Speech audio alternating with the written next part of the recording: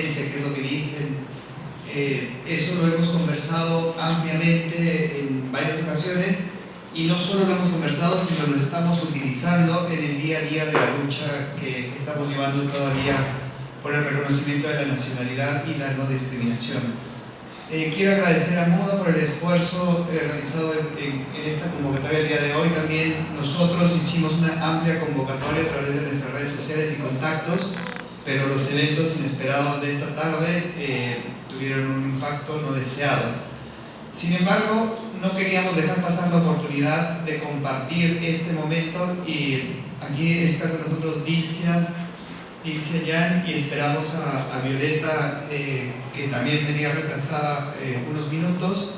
Queríamos compartir con ustedes el 10º aniversario de la sentencia del caso de las niñas Yan y Bósico, que el día de hoy ya son todas unas mujeres, y también queríamos compartir con ellas este momento, reflexionar sobre la importancia de la sentencia a nivel internacional, la importancia de la sentencia para nuestro trabajo y la importancia de la sentencia para Dilcia y para Violeta. Eso sería fundamental. Es importantísimo aclarar que siempre las organizaciones tuvimos como centro de nuestra actuación a Dilcia y a Violeta, y parte de ese centro de actuación fue siempre resguardar su integridad. En algunos momentos, como por la edad que tenían, no exponerlas, tampoco exponer su figura para que fueran objeto de ningún represalia, pero creo que ya es momento también para que ellas nos cuenten y tomen conciencia de todo lo que significa el caso que logramos llevar ante la Corte Interamericana de Derechos Humanos.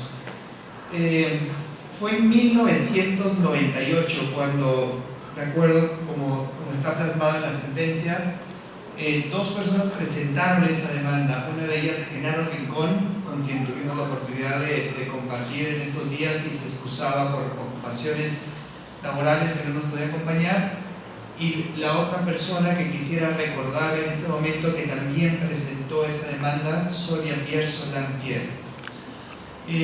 Gracias a la tenacidad del esfuerzo que todos y todas venían realizando en ese momento, si uno ve las fotografías del trabajo que se hacía en ese momento, están todos y todas que nos acompañan, y agradecemos eso, y además no han cambiado casi nada.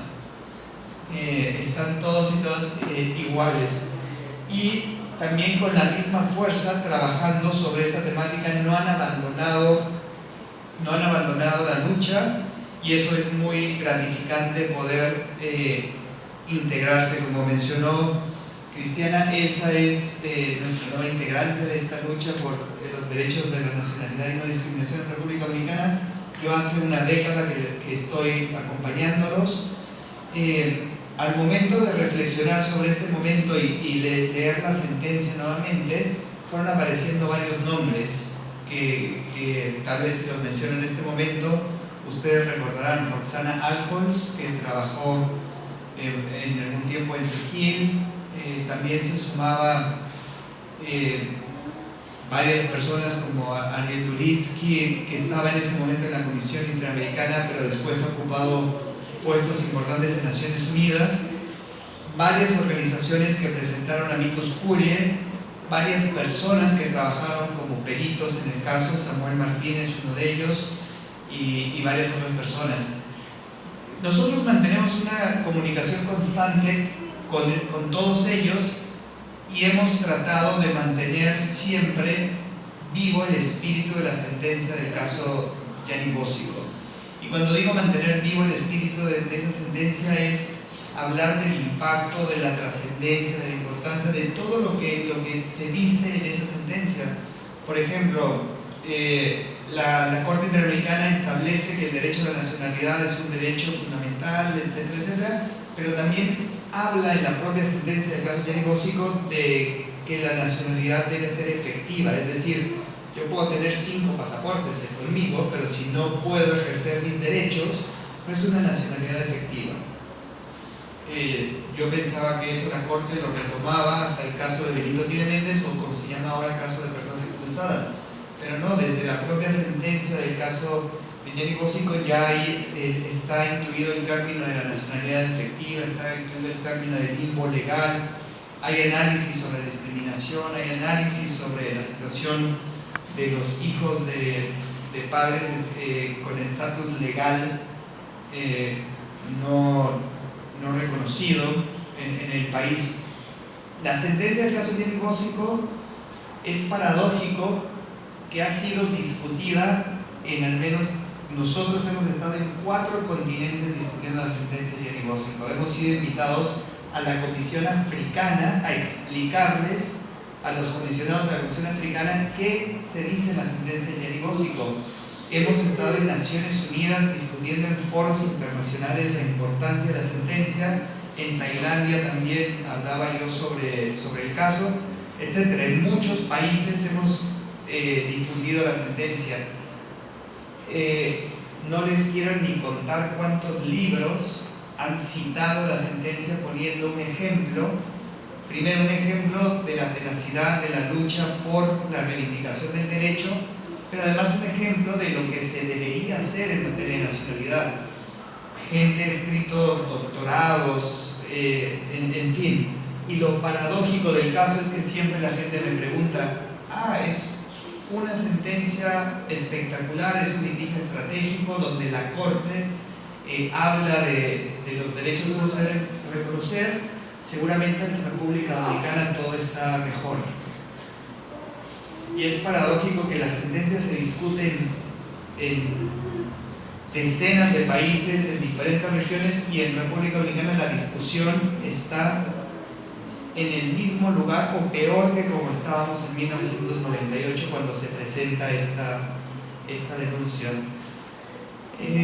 Sin embargo, el caso de Dilsa y Violeta ha sido un referente no solo para el trabajo en la República Dominicana, no solo para el trabajo en todas estas regiones de las que hemos hablado, sino ha sido un referente para desarrollar otro tipo de derechos, otro tipo de impactos.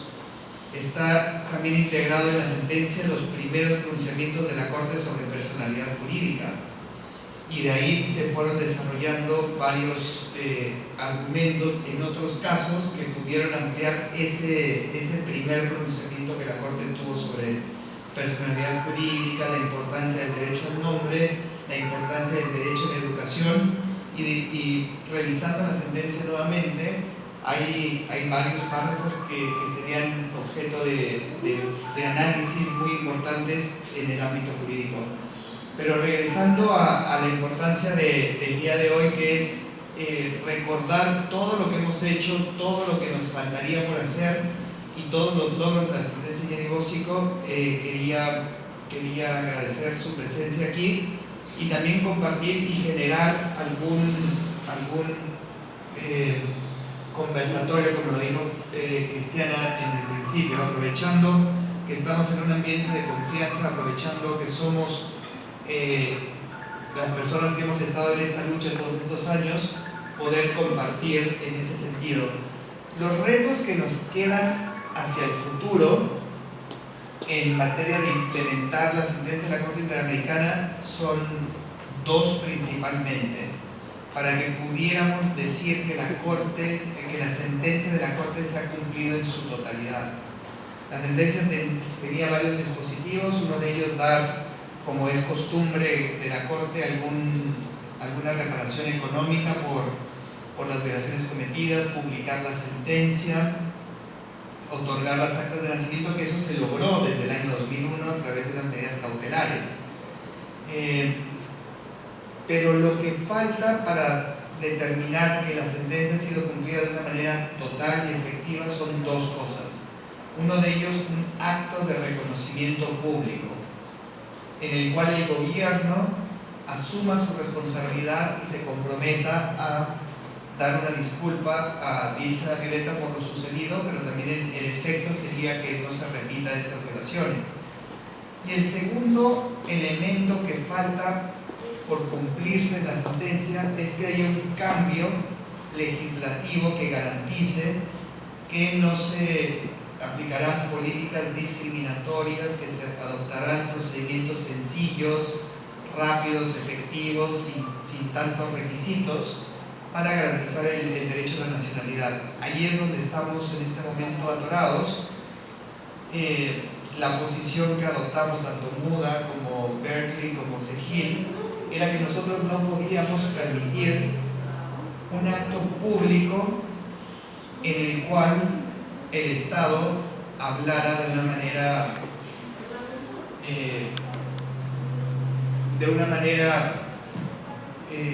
no encuentro la palabra para no ofender, pero no muy sincera, digamos.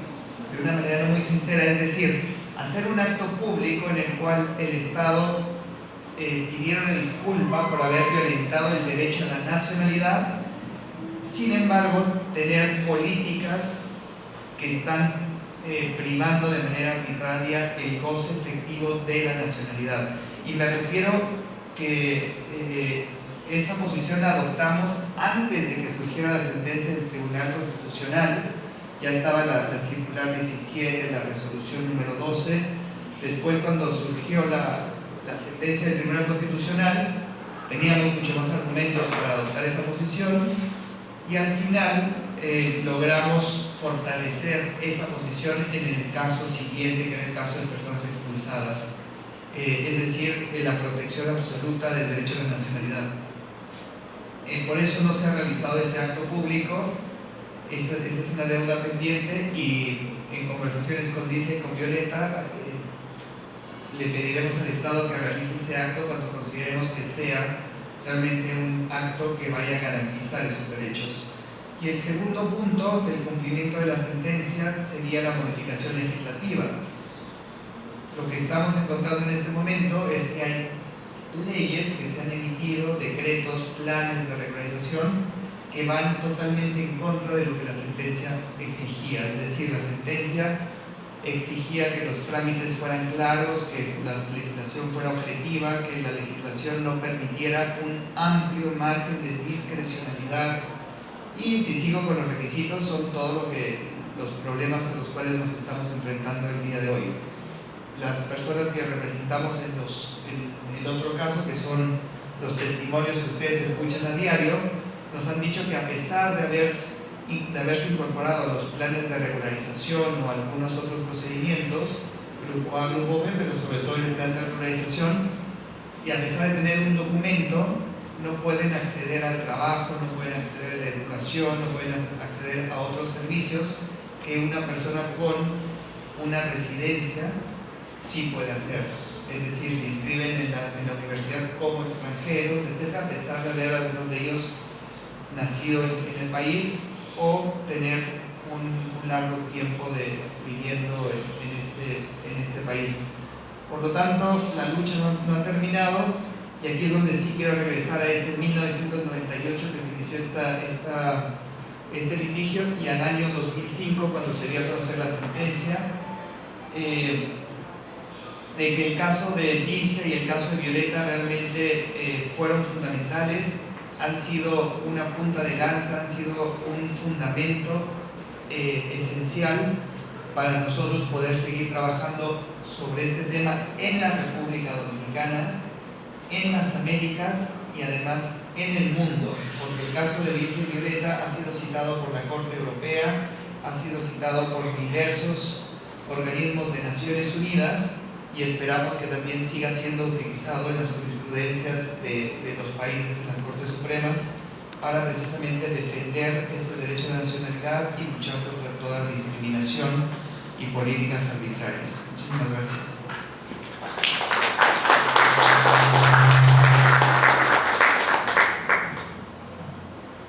Habíamos acordado... Sobre pregunta, a mí me gustaría que explicara por qué la sentencia, qué llevó a la sentencia, porque ellas tuvieron que recurrir a un tribunal internacional. ¿Qué pasaba con ellas? Bueno, uno recurre a la Comisión Interamericana, a la Corte Interamericana, cuando no encuentra una solución a la violación de sus derechos en el país en el cual está trabajando. En el caso de Dilcia de Violeta, argumentábamos que no había recursos efectivos en la República Dominicana que pudieran garantizar la protección de ese derecho. Todo eso fue discutido en primera instancia en la Comisión Interamericana y ese argumento lo ganamos de que no había un recurso efectivo en el país que pudiera garantizarle el derecho a la nacionalidad a Dilcia y a Violeta. Pero básicamente era eso, que cuando uno no encuentra una respuesta a la garantía de sus derechos en el país, en este caso la República Dominicana, tiene la opción de acudir a la justicia internacional. Y eso es lo que hicimos principalmente. Sin embargo, los resultados, la posición del gobierno dominicano ha sido de no obedecer lo que la Corte le ordena. Y ahí es donde tenemos un pequeño impasse, una pausa, no hemos logrado avanzar. Antes de continuar, lo que sí habíamos un poco acordado era tener una conversación también con Dilcia y con Violeta. Violeta iba a tomar la palabra, pero no sé, me gustaría mucho escuchar a Dilcia. Y finalmente este 10º aniversario de la sentencia es para celebrar también a ti y a tu hermana, porque el trabajo que nosotros hacíamos siempre estuvo enfocado en lograr garantizar que ustedes tuvieran esa acta de nacimiento, que ustedes lograran continuar con sus estudios, lograran tener una vida normal, sin inconvenientes, sin problemas. Entonces, todo el trabajo que nosotros hicimos estaba enfocado en ustedes. Me da mucho gusto que nos acompañes el día de hoy.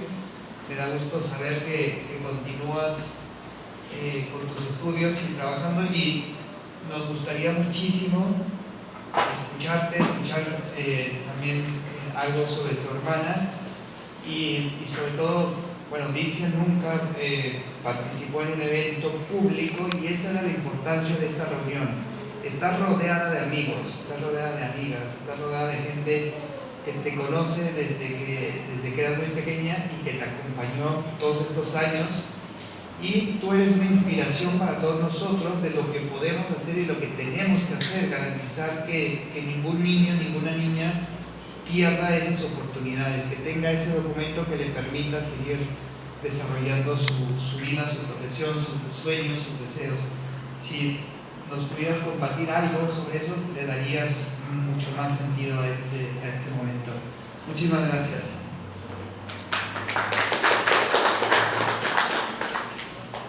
Buenas noches.